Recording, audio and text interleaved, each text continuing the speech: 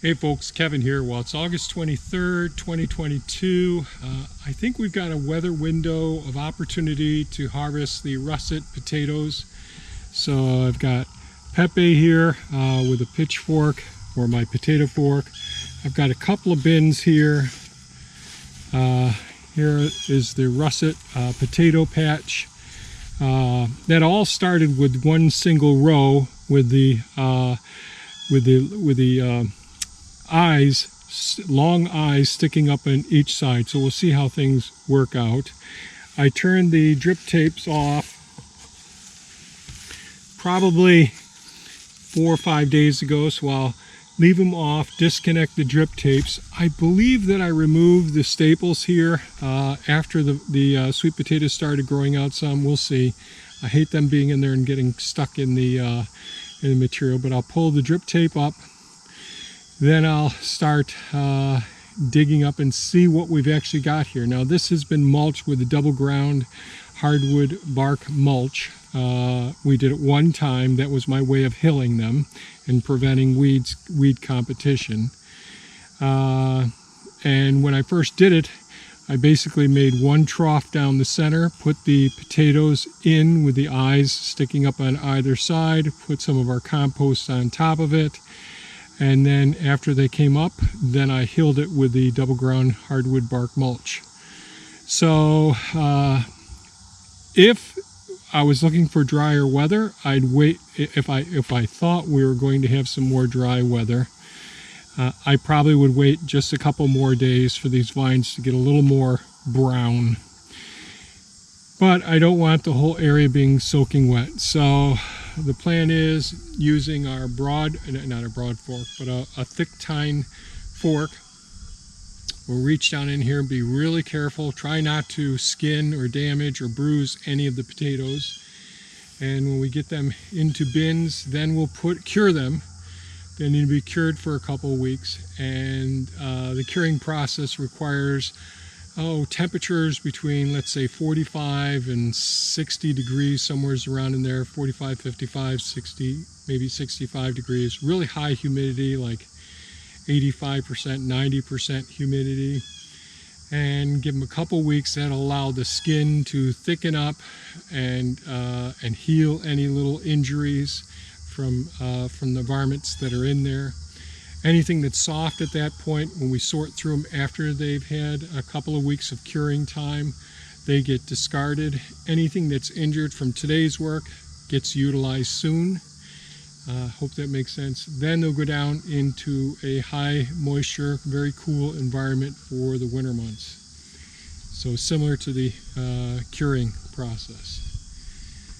So I'm going to grab my fork.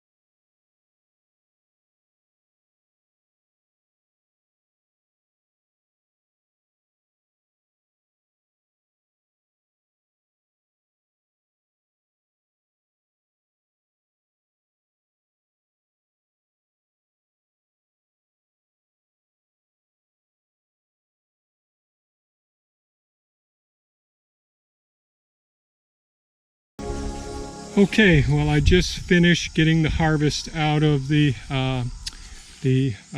russet potato bed here. Very disappointed in how many I got out of here. I did run into one of the, I can't remember the scientific name for the giant millipede, the 4-inch millipede. So there's slugs in here as usual in these beds. But then I ran in, I thought it was 2 slugs together, and it was one of those giant millipedes. And ants, so I got a few bites from the ants. But one of the things you'll notice is this area is in the shade. Really nice, nutrient-rich, gorgeous soil here. But 2 things I think that made our potatoes very small this year. And last year the russets that came out of here were small as well. One is I got them planted a little bit late in the season. And 2, I probably packed them too densely. And 3, they're over here in the shade most of the day until late afternoon when the sun comes out of the west and lightens up this bed. But you can see over here we have the full sun, but over here in this potato bed, poor choice of a location for, and there's one of the slugs right there, little angels. So let's take a look at what we got. A little frustrated with it, but that's life.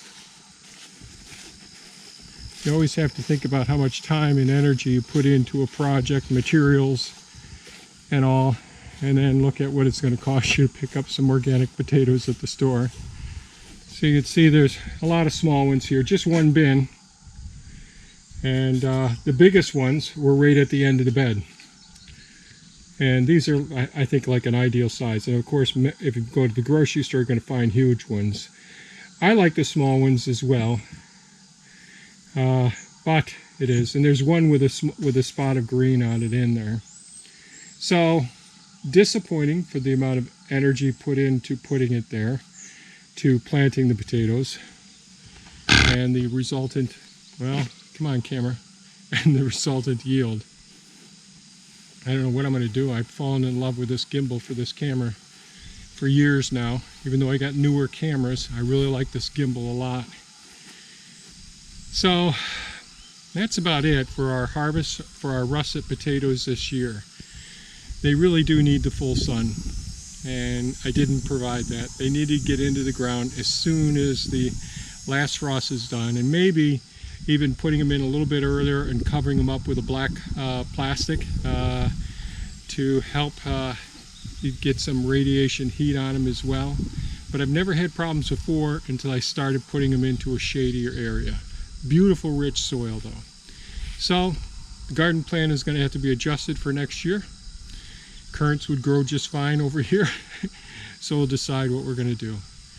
So we'll let these have a couple of weeks. First, I'll ask Thea to go through them and find out. I did fork a couple of them to separate any that we could eat right away.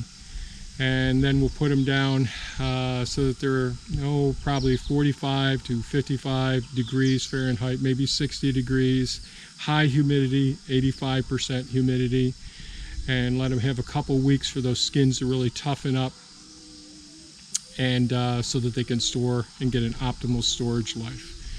So that's it for today's video. Didn't work out, but I'm going to share when things don't work out as well. Thanks so much for watching, and have a great day. Bye-bye now. That's it, camera.